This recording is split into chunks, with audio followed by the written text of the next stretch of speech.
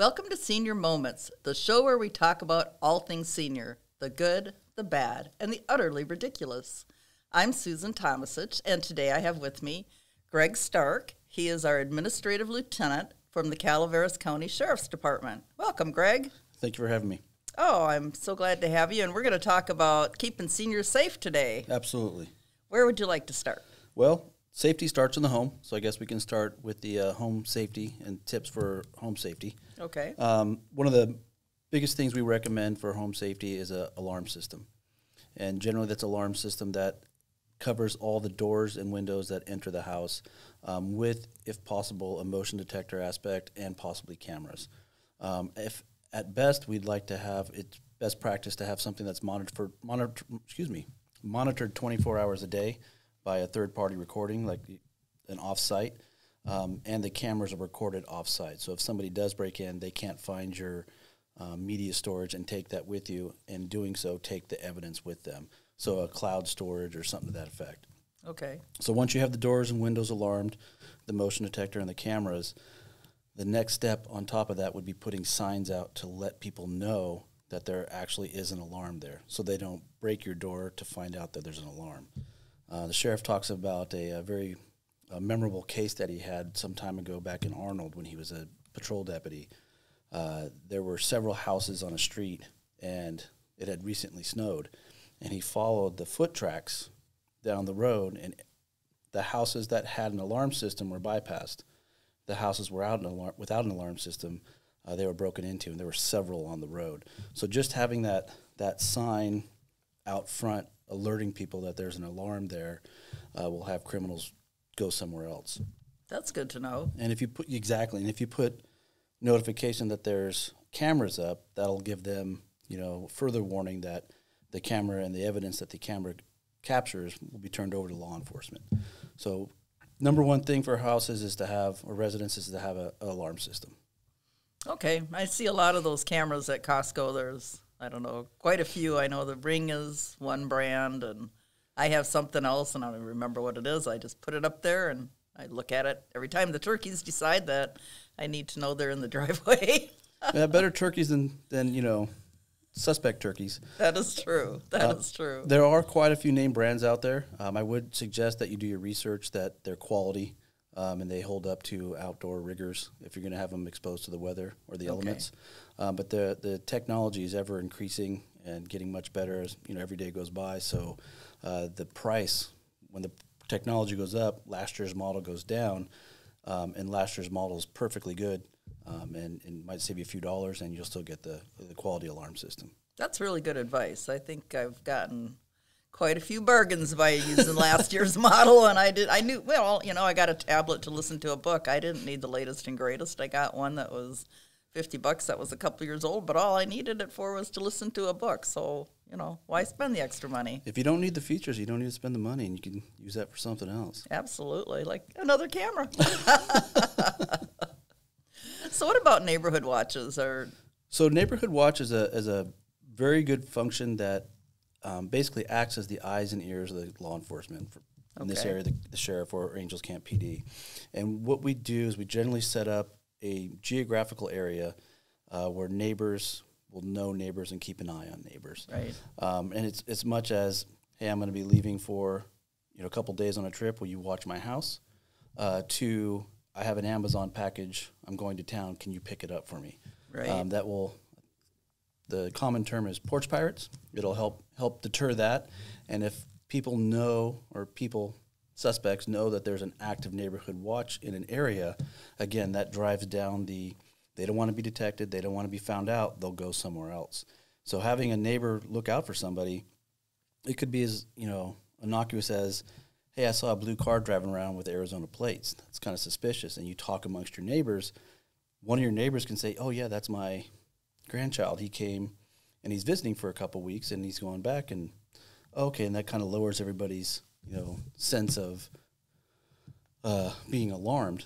On the other hand, if nobody knows that car, then you can raise that up to the law enforcement, sheriff. We can go through our resident deputies and our beat sergeants and work at maybe finding that truck or doing some extra patrols and finding out what that truck's about.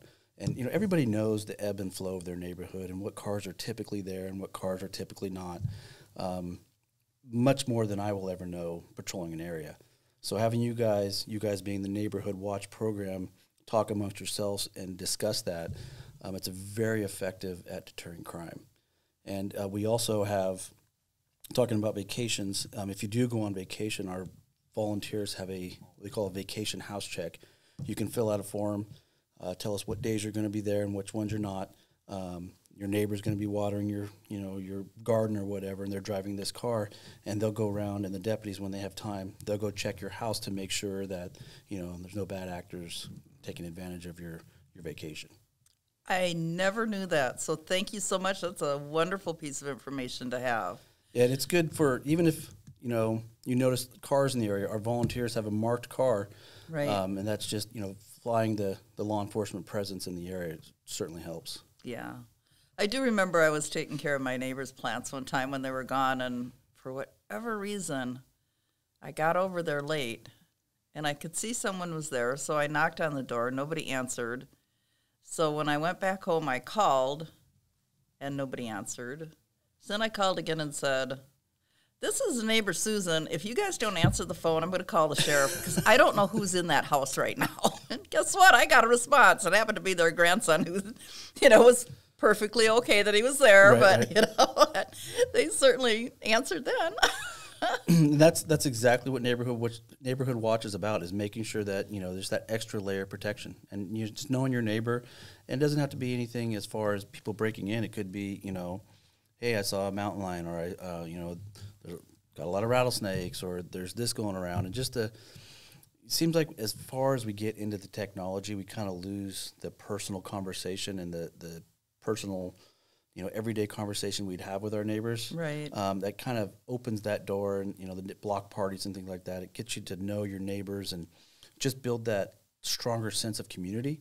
And it's just, Neighborhood Watch is generally about deterring crime, but it's much bigger than that. It's bringing communities together and really solidifying them as a community, as friends and neighbors. I think that's really important because especially people get older, I know that if I were to go by my neighbor's house, they're older, and if I thought from the outside something looked odd, hadn't seen the cars move for a few days, I would make sure that everybody was okay over there. Mm-hmm. But if I didn't know my neighbors, then there'd be no reason for me to do that. You wouldn't have any interest or any prior knowledge.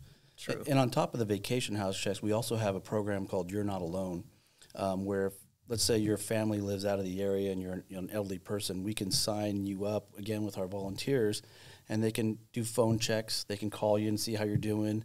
It's not a take you to the doctor or, transport you, but it's more of a checking in just to get that human contact. Right. Because some of our elders that live in remote areas, they may not talk to somebody for quite a long time, and that can have an adverse psychological effect. So having our volunteers check on them, or even have somebody to call just to chat with, it's paid dividends. It's a really good program that we have, and again, not a lot of people utilize it for various reasons. What phone number would someone call if they wanted to take advantage of that? You can call the 754-6500 number, or if you go to our website, it's on the icon out of community outreach programs. It's in one of the drop-down boxes, and it's You're Not Alone. Okay. And how does that dovetail in with a wellness check that maybe I'll call? So wellness checks are more pointed. So my friend had a surgery. I haven't heard from them. Can you go check? That's like a one-time deal. The You're Not Alone is more of a scheduled, ongoing communication effort. So, I haven't heard from, winter's coming, and there's going to be some heavy snow. I haven't heard from my best friend. She lives in Arnold. They lost power. I'm concerned. We'll go up there, knock on the door, make sure she's okay, make sure she's got food, water, means to heat herself. If she can't, we will pull her out at her request. Sure. And take them to a shelter or somewhere appropriate. Oh, that's really good. So the welfare check's a one-time deal, and then the You're Not Alone, like I said, is an ongoing. Right. Oh, very good. So we talked a little bit about visible signs. Maybe we can go there next. Okay, so for the home security, we talked about, it's not just hardening your home like we talked about with doing the security system, it's also a good idea to lock your doors. Not to be an alarmist, but having your doors locked is just that extra layer of protection that will give you the peace of mind that if somebody is trying to enter your home, you'll have some type of advance warning where you can notify 911 or make noise to let them know that you're home. Right. And that could be enough to scare them off. Check your mailboxes regularly. That's going to kind of tie into what we're going to talk to later about welfare fraud or Medicare fraud, but check your mailboxes frequently. Again, holiday season's coming. The criminals know that they are going to, or people are going to get mail, possibly with checks or gift cards in the mailboxes, and they will target rural areas that don't have a lot of eyeballs watching them, and we typically have an uptick in mail theft at this time of year. So check your mail every day, even if you have a mailbox that's locking, unless it's a Fort Knox, secure box that you're 100% sure they're not going to get into. Check it every day to help prevent that. Right. I actually have a trail camera I'm going to set up in my tree. Again, we talked about doing things inexpensively. Trail cameras are a great way to capture images at a very low cost. And sometimes as law enforcement, the way an investigation goes is people will report a crime, and they'll say, I heard a car. Okay, so now we're looking for, basically every car in the world. But if somebody has a trail cam and they can tell us it's a blue Taurus, that just takes all the cars in the world down to a blue Taurus. And if somebody else has a trail cam that has, maybe a picture of the other side, we're down to a blue Taurus with maybe some fender damage. Right. So that gives us a very narrow suspect car to look for. And the more information we get as law enforcement, the greater chance we have of solving a crime. And I kind of liken it to everybody does puzzles, right? You do puzzles? I do puzzles. What do you start with first? The edge pieces, of course. The corners and the edges, yes, right? Absolutely. So law enforcement, you get your corners and edges, that's the Taurus, and you start building information. And the more information you get, you kind of get an idea of either who's doing it, where they're doing it, and what they're doing. And you think, man, this is a castle. I know it's a castle. It's looking like a castle. You get some more information, get to the end, and you have those last few pieces. And this is doing a puzzle without the box, mind you. So This is just freestyle. It's not a castle. It's a lighthouse. And not only is it the lighthouse, this is who owns the lighthouse. This is where it's at. So the more information we get could be that last puzzle piece that changes our focus from the wrong direction to the right direction and gives us that information we need to go through and either get a search warrant or make an arrest or get property returned to the owner. So any information we can get, and again, your suggestion, trail cams are a huge benefit to us. All right, I'll make sure I get that done tomorrow because I know I'm not doing it today. So, again, something to think about for your home is when you have people come work at your home, whether it be lot clearing, whether it be possibly, housework, or even, maintenance and repair, make sure you get references. Majority of the time when elders are taking advantage of either financially, identity thefts, those type of crimes, it's generally by somebody they know. I say generally, it's often somebody they know. So somebody that's either been to your home and sees that you have XYZ outside, chainsaws, unsecured, things like that, they may come back and take it, or even as innocuous as talking about it to somebody, oh, this person had a real nice motorcycle. Somebody might overhear that, so just be careful of who you have at your house and get references. Certainly if they're going to be inside, and not references on the internet of the 1-star or 5-star review. Right. Try to find somebody that actually had them at their home and vet them before you take all these precautions with the alarms and the doors and the motion lights outside just to invite somebody in to get a good look of what you have. So that's another way to make sure you're safe in your home.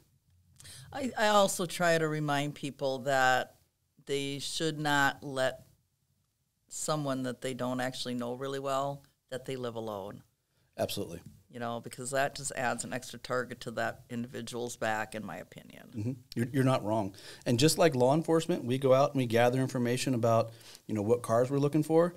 The criminals, especially the ones that have been to jail before, they learn how they got caught and they try not to do that again. And they gather information as they go. Does this person live alone? Do they have an alarm? Do they go to the store at the same time every day? Do they lock their gate? Is their house visible? Are there shrubs? I mean, they do their intelligence gathering also because they don't want to get caught. I mean, right. they stealing is their job, and they want to do it well so they don't go back to jail. So don't post videos on Facebook that you're having a great time on vacation because people might see that and know you're gone. Right. You know, wait till you get back, or maybe don't post it for everybody to see. But you're absolutely right. Don't let people know you live home alone, and certainly don't give out any personal information on the phone. The other thing that actually is just my own personal idiosyncrasy probably, but those stickers that people put on their cars showing how many kids they have, I'm like, oh my gosh, you really want everybody to know that you've got kids that they can go target?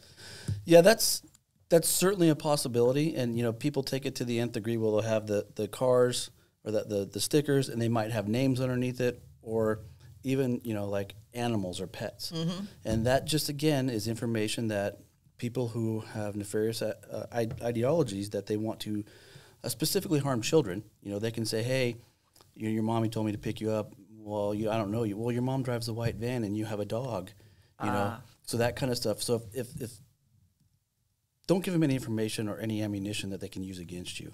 And yes, be proud of your family and whatnot, but the likelihood of that happening, it's not 100%, but it's certainly not zero.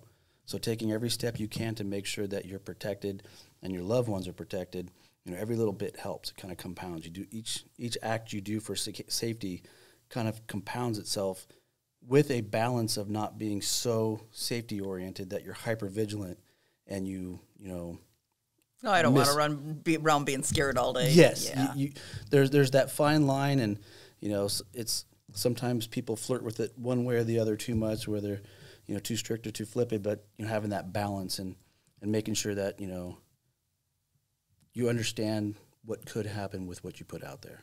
I think that's really important. I know that I'm pretty careful on this show because I do talk about things that are personal to myself, mm-hmm. but I also keep quite aware of how much of that I'm giving away because, you know, I go to the bank and say, oh, I saw you on your podcast. And I went, ooh, I wonder what you saw. But, you know, it's something to keep in mind. Yeah, and, you know, there's so much information on the public access web that people can gain. They can find out pretty much everything about you. And to give them even more is just not necessary. Right.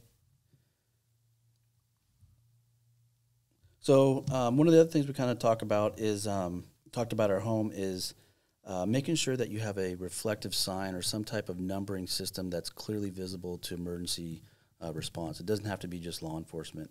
Okay. I know our volunteer staff has a sign fundraiser. I know a lot of the local fire departments do. And it's for our benefit and more for the homeowner. You know, when you call law enforcement, or let's call it first responders, you know, fire, medical, law, you're not calling to tell us you're having a bad day. Something serious is going wrong. And generally when it's 911, it's life-threatening.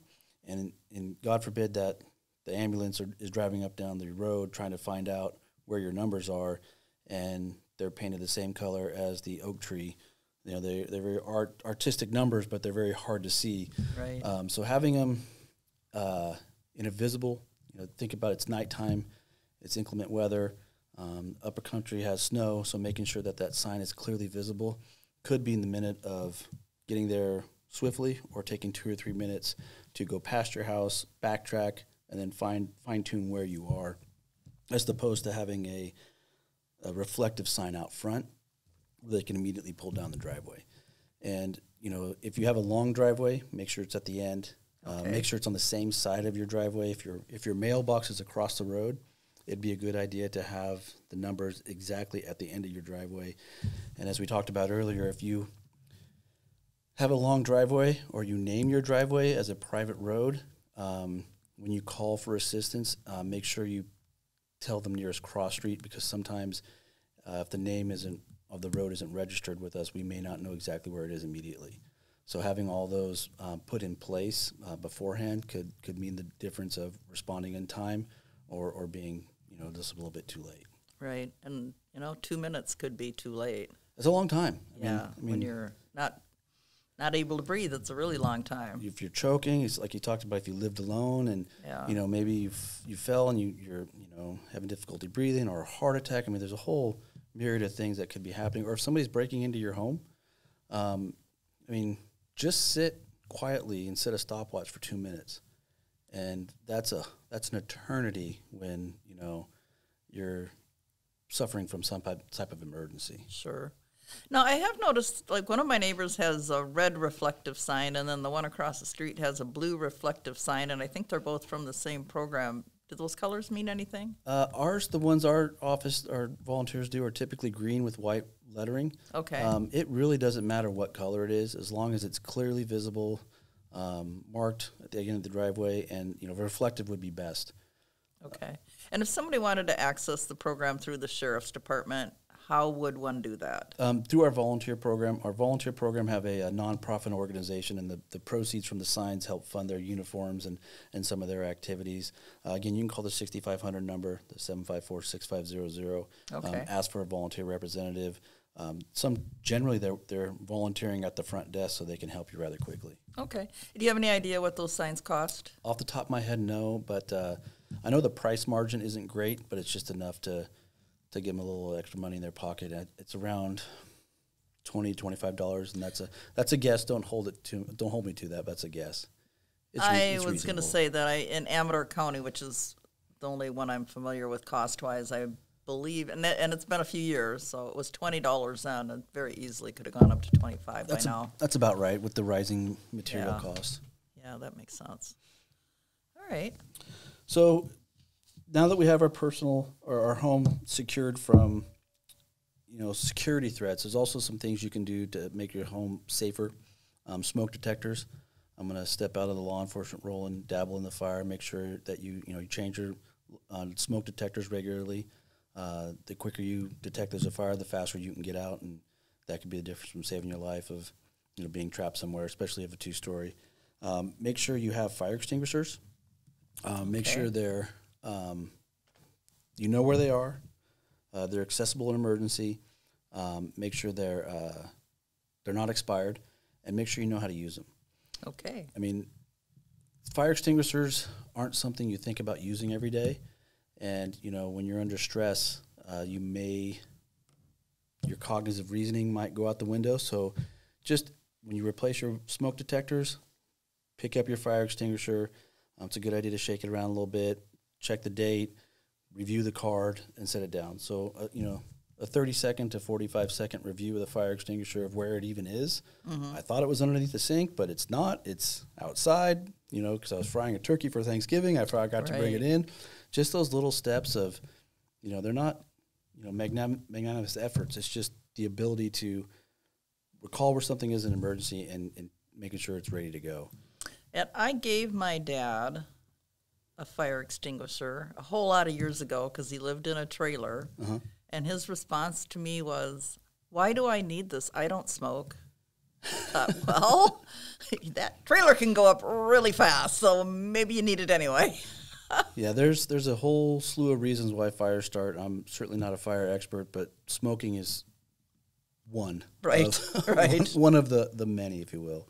Exactly. And then the last thing for home security we want to talk about is having some type of life alert system.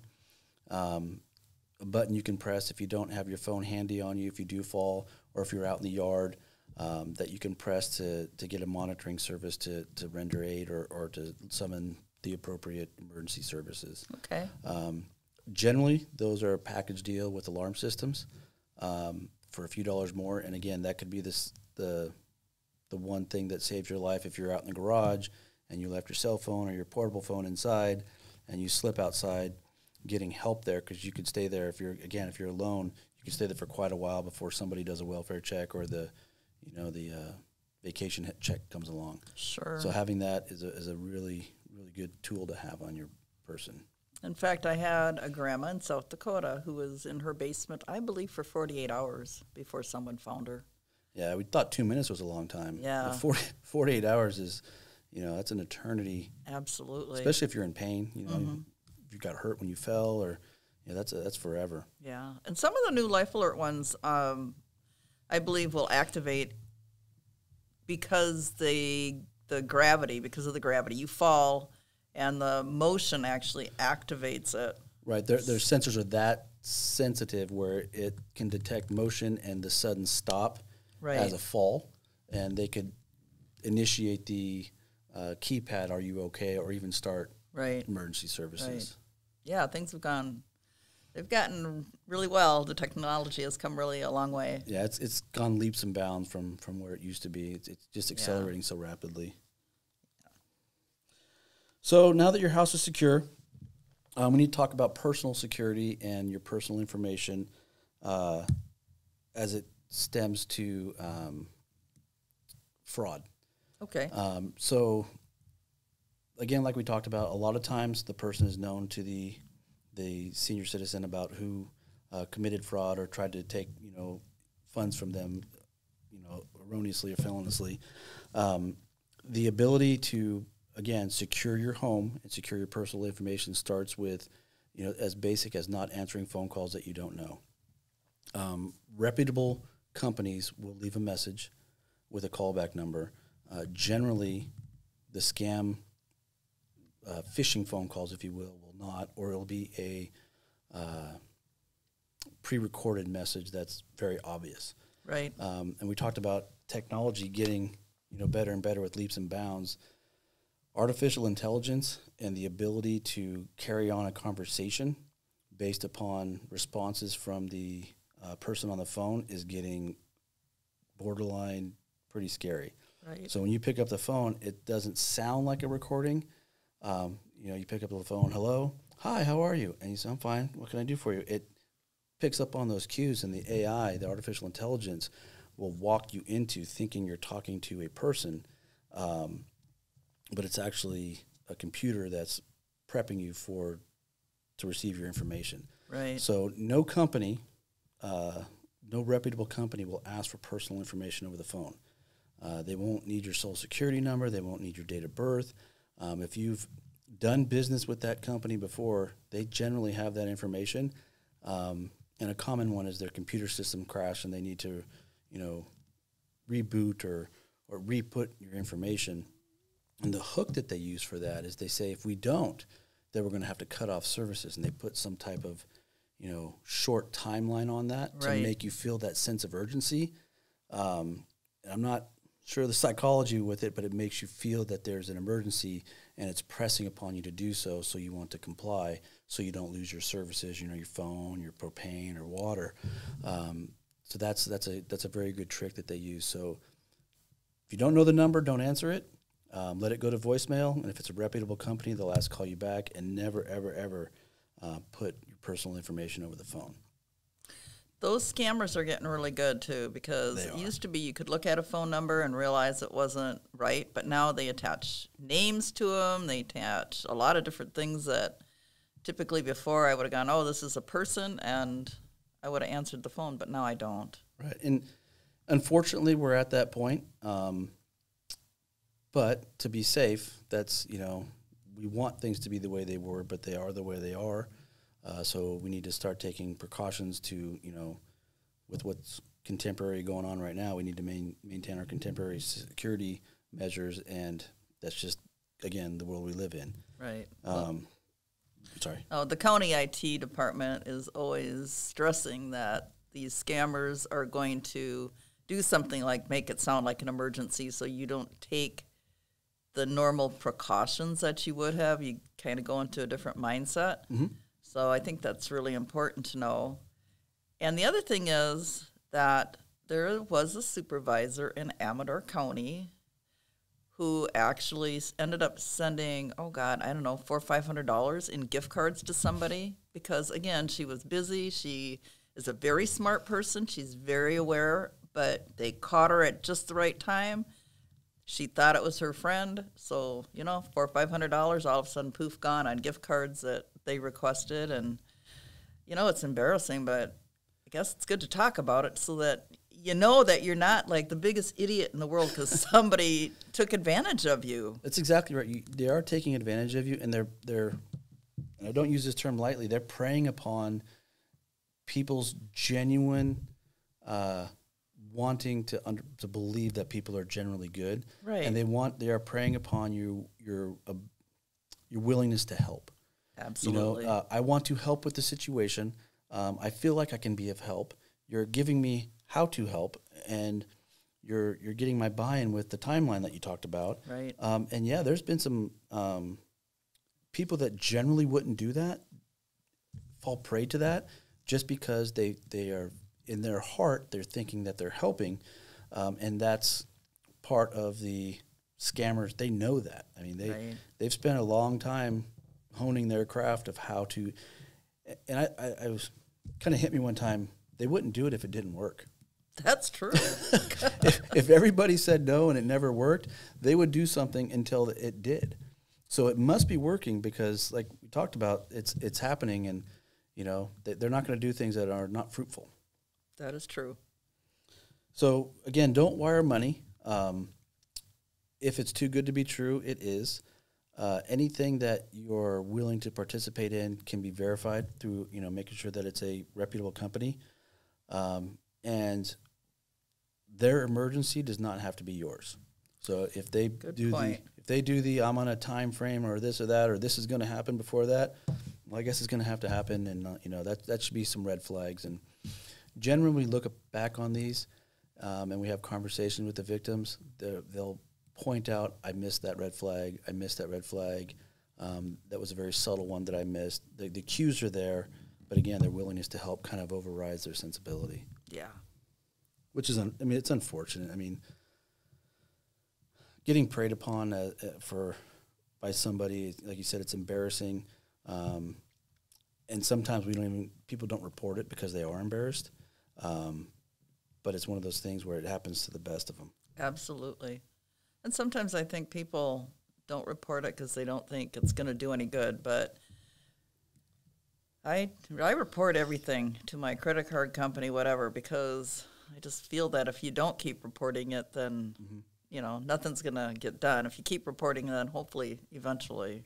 Yeah, a lot of them are out of state or sometimes even out of the country. And, law enforcement locally, I don't want to say there's not a lot we can do about it, but if we get a pattern that we can turn over to either the federal authorities or help establish a pattern, I think it's worth it. It's better to make a report or call us and talk to a deputy than not. Nothing bad ever happens from giving us too much information. Okay. So when in doubt, and this goes for everything, whether it be personal security, we talked about neighborhood watch, suspicious cars in your neighborhood, people trying to do scams. If there is something out of the ordinary connected to a crime, the sheriff's department wants to know about that. We need to know where criminal trends are happening so we can deploy our limited resources more efficiently. We have a sheriff tech that's dedicated to what we call hotspot policing. All right. And every crime that comes in and is reported is given a number. Murder is obviously given a very high number, property or crimes against persons, and then property crimes. So we have a lot of new deputies. We just graduated 6 from the academy. Many of them aren't from around here, so they don't know the historical areas that are experiencing crime, and they don't know the persons that are doing that. So what our analyst does is they create a hot sheet in we have 4 beats in the county, of every beat of where the crimes are occurring, who's may or may not be committing them, what time of day, and some other factors. And they can look at that, and with their limited patrol time, they can go to those areas. Let's say Marvell's experiencing some thefts out of cars. We can capture that information and give it to the deputy, and they can go patrol that area and saturate it, and hopefully make some arrests, get some information that could lead to other arrests. And it's not very popular to say, but it's kind of like whack-a-mole. Right. When crime starts up over here, we kind of flood it with our deputies, and then when that kind of quells down, we chase them around. But if you don't call, we can't log that crime, and our crime statistics will be artificial. Right. So let's say there's 10 people over here that never report it, but they still suffer from it. This area over here that reported 5 will get the attention when we really should be going over here to the 10. Because, after all, it's about 2% of our population causing about 98% of our problems. So we chase them around. We know them well. They're very loyal customers. They, And sometimes they even let you have the ankle bracelet information they have on. Yep, that we work very closely with our probation department we've solved crimes. Our probation liaison deputies and our detectives have solved crimes just by following the ankle monitor tracking. Yeah. They did a burglary. There's one out of Moke Hill that comes to mind. They did a burglary. We got the track. We went back to the house and followed the tracks, and they were there again, and they were there to steal some more, and they ended up getting arrested. So it's a tool. I mean, information is definitely a tool, and the more we have, the more tools we have in our toolbox. Sounds good. So we talked about the house and personal information. We talked about mailboxes, making sure they're secure or emptied out every night. Not disclosing personal information, confirming your identity to people who call that you don't know until you find out they're legitimate or not. Not wiring money. Next thing we probably should talk about is the Medicare fraud. Medicare fraud is responsible for a significant amount of loss throughout the United States as well as Calaveras.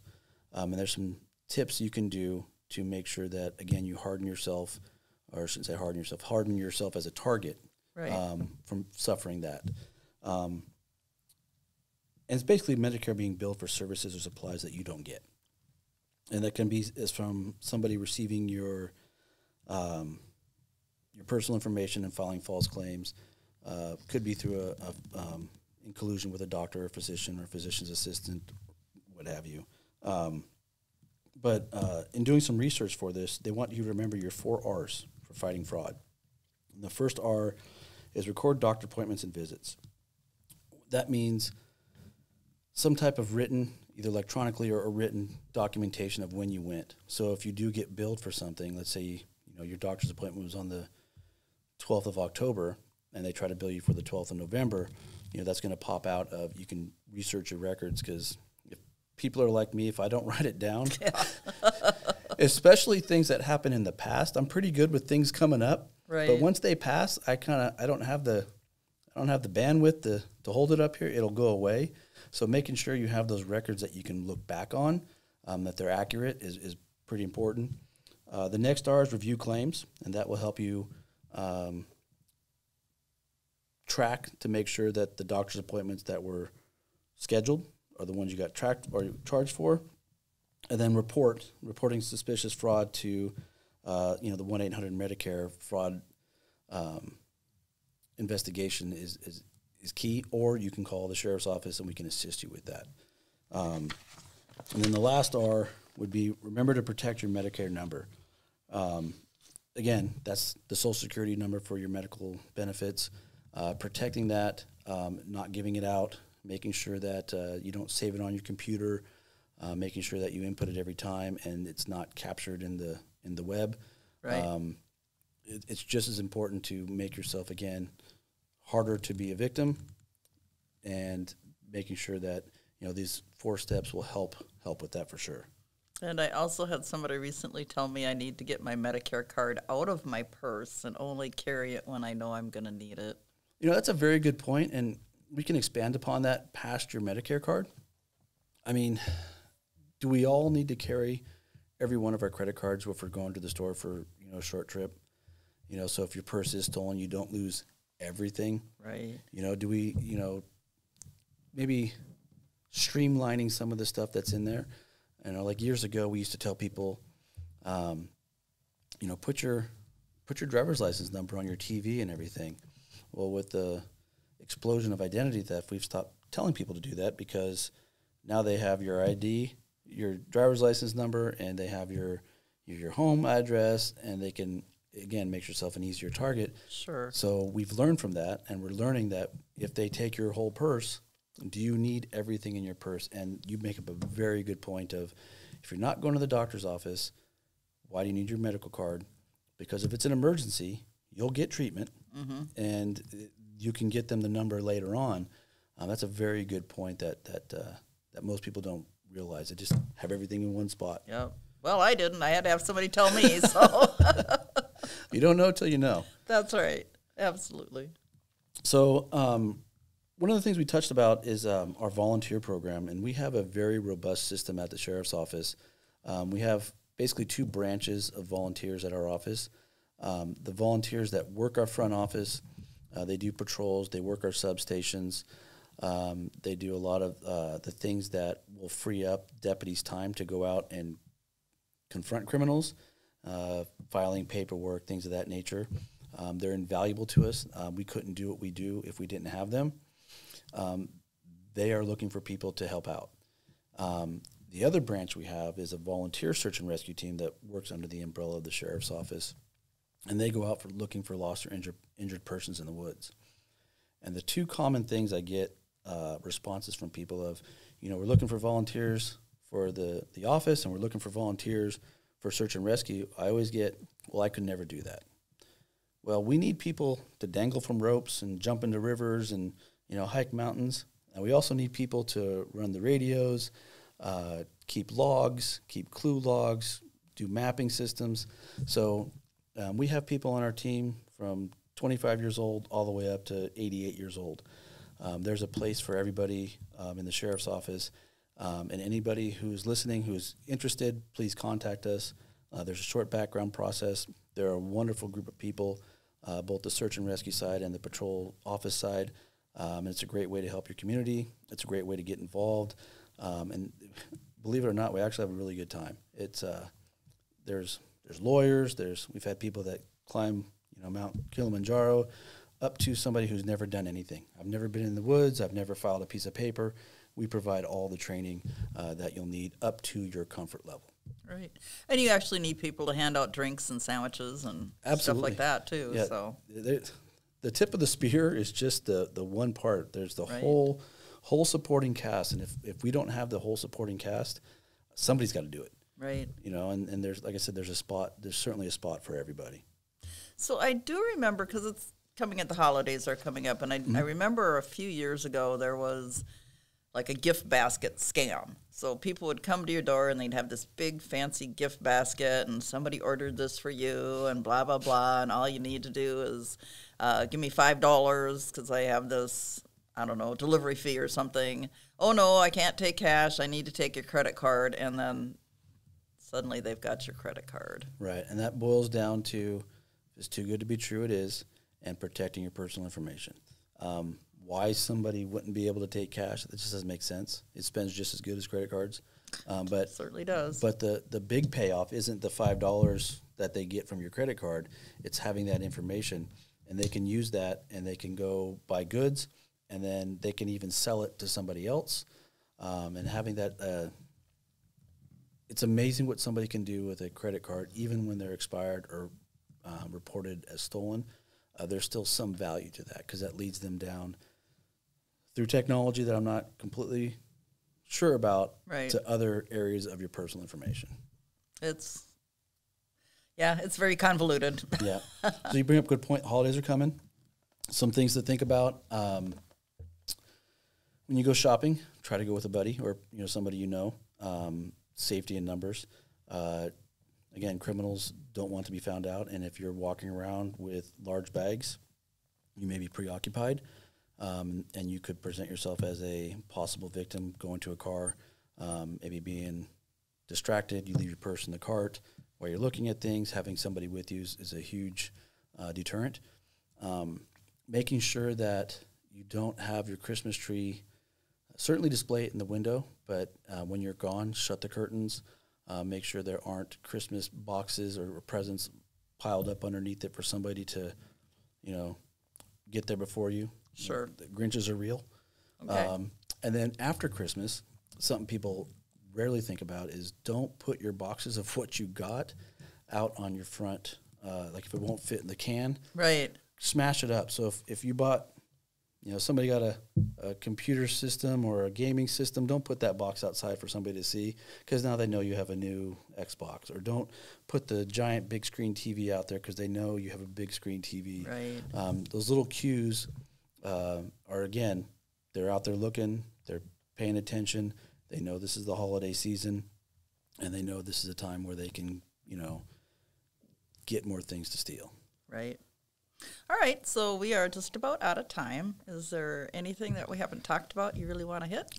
The only thing I really want to leave your listeners with, if you're a victim of any crime or you feel you should report something to the sheriff's office, report it as soon as possible. Okay. Oftentimes we get people say, oh, this happened 2 weeks ago. Well, I'm not saying that's bad information, but if we get reported when it happens, it's much easier to utilize. And if you have a quality of life issue, let's say you don't know who to call, if it's a animal control issue or it could be a road department issue, call the sheriff's office. We can help walk you through the appropriate county agency to go through. And the sheriff is very clear. If there's a quality of life issue that we can help with, we certainly want to help with that to improve that for not only senior citizens, but for all our citizens in the county. So that is really nice. When in doubt, call. Good advice. Well, thank you so much for joining us today. I really appreciate all the information you gave us. Very welcome. And thank you all our listeners. I hope that you follow and like us wherever you listen to your podcasts. And make sure you join us next time for another fascinating episode of Senior Moments.